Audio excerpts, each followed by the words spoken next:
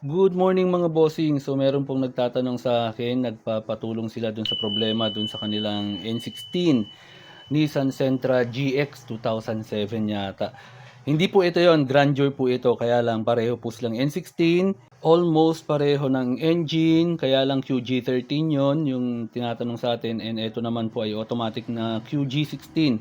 Pero sa mga sensors niya halos pareho lang naman po, pati location. Ang kaibahan lang po nila ay yung MAF sensor or yung mass airflow sensor niya yon. Ito, mas maliliit yung terminal tsaka yung socket nung sa Nissan Sentra GX. And yung issue niya mga bossing ay kadalasang issue din ng mga Nissan Sentra N16. Yung kanyang primary ignition signal. So yung code niya po, yung error code niya ay P1320. Kadalasan yan ang nagpapahirap po sa mga mekaniko o yung mga gumagawa nitong Nissan Sentra, no? Yung kanyang primary ignition, hindi mawala-wala yung palya. Ayan. So, ayun nga po, actually pangatlo na siya na nagtanong sa akin nito at napapaisip ako, baka ako hindi ko lang alam. Kasi, ito mga bossing, sabi niya, pinalitan na daw nila yung primary ignition sensor pero ganun pa rin daw, hindi daw naaalis yung palya at hindi daw mawala-wala yung error code. Kung natatandaan nyo mga bossing, yung troubleshoot natin yung isang Nissan Sentra Grandeur na may error code na ganun nung nakaraan, wala siyang palya pero meron siyang P1320 na detected trouble code. And in actual test po natin dun sa video na ang nagkokos talaga ay yung kanyang ignition coil. Though hindi siya nagkokos ng palya, nagkokos siya nung check engine light at yung trouble code na P1320. At dahil nga doon ay medyo sasakit ang ulo nung gagawa dahil working naman di ba? Wala namang palya. Pero ang nagkokos po nun ay dahil replacement yung ignition coil. And nakita nyo po doon nung pinalitan ko yung ignition coil ay umokay na siya, nawala na rin yung error code. Doon naman sa auto ni Bossing, ang pinalitan nila ay yung kanya daw primary ignition sensor. So, nagtanong ako kung saan yun. Hindi ko po kasi alam ang itsura talaga noon. At ang sabi nila, yung ito, papakita ko po sa inyo. Yung nakakabit po dito sa may harness at sealed po yan. Napakahirap pong tanggalin yan. So, pag tatanggalin nyo po yan, kailangan tanggalin nyo yung bolt na nakalagay doon sa may harness. Ito. At para maiangat nyo siya, kasi hindi nyo po yan matatanggal kung hindi nyo yan gagawin dahil halos nakadikit po yan. Mauubos po ang oras nyo and maaring masira po yun pag hindi nyo tinanggal yung bolt at iangat yung harness. So syempre tinanong natin si boss kung ano yung iba pa nilang ginawa or pinalitan para mas madali natin siyang matutulungan. At ayun, nagpalit daw sila ng ignition coil kung saan cylinder na pumapalya. And ganun pa rin daw. Pag-usapan muna natin mga bossing about yung sa palya and dun sa issue niya na P1320. Kaya po yan may trouble code na ganun dahil nga po palyado. Ang titignan natin dyan ay yung spark plug. Yan yung unang-una. Yan, babasahin nyo. Baka naman puro carbon na or sira na. Palitin na, diba? Yan ang unang-una nyong i-check, yung spark plug. Hindi po porkit nakalagay na primary ignition signal ay yung kanyang ignition coil na. Kahit anong sasakyan po na may palya, same pa rin po yung pagto-troubleshoot dyan. So, unahin natin yung spark plug. And check natin naman yung ignition coil.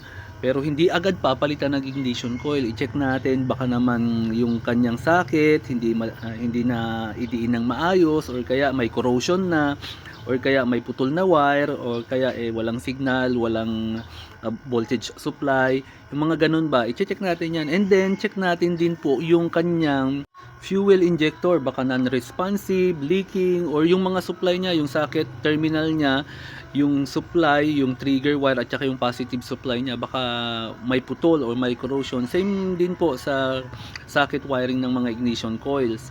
And pwede rin panggalingan ng palya ay yung kanyang cylinder mismo na non-responsive na or loose compression na. And yes, pwede rin pong panggalingan ng palya yung sinasabi nilang primary ignition sensor. Ito po yon. Yan yung nandoon sa may harness niya. Ito pala yung tinutukoy po nila na primary ignition sensor. And ito daw po yung tinutukoy ng trouble code na P1320. Yan, yung sa kanyang primary ignition signal. Hindi ko alam to. Actually, pangatlo na to si Bossing na nagpatulong sa akin at yun ang problema nila. At ito yung unang pinapalitan. Hindi ko po sure pero Ayon sa aking research, hindi po ito sensor, hindi ito ang primary ignition sensor. At wala akong alam kung asan yung primary ignition sensor. Kung nalalaman niyo po, kung may alam kayo, sabihin niyo po sa akin kung nasaan nakalocate dahil wala po akong mahanap. Napag-google nga po ako bigla pero wala akong mahanap. Ito po ay ignition coil condenser. At pag ito po ay nasira, hindi nyo na po mapapaandar ang sasakyan ninyo. Pag faulty po siya at hindi pa siya totally sira, yun, pwede siyang mag-cause ng palya, pwede rin siyang mag-cause ng ngayon aandar, bukas hindi, yung mga ganun ba na sintomas. And yes, maaring mag-cause din po ito ng error code na P1320 or primary ignition signal. Parang yung mga distributor type na engine po, meron yan yung condenser, yung parang capacitor, yung maliit lang. 'Di ba pag yun nasira or kaya naputol yung wire, hindi mo na mapapaandar. Ganun po ang trabaho nito.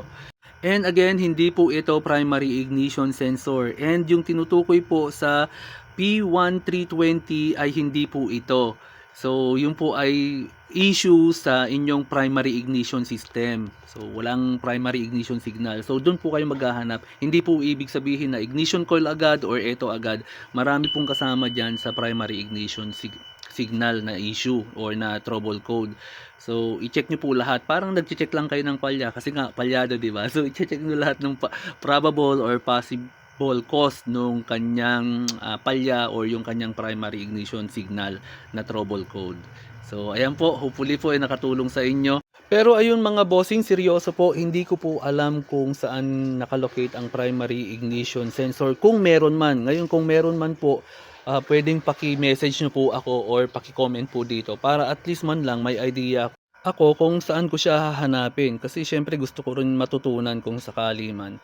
So ayun po, maraming salamat po. Don't forget to subscribe sa YouTube channel natin and support me po, comment, react, like and follow my Facebook page.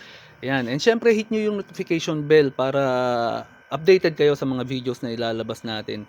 And kung sa tingin ninyo natutulungan kayo ng page natin at itong YouTube channel natin, paki-share po yung mga videos natin. Pati na rin po yung YouTube channel natin and Facebook page ng Love Costumes. So maraming salamat po. God bless po sa atin lahat.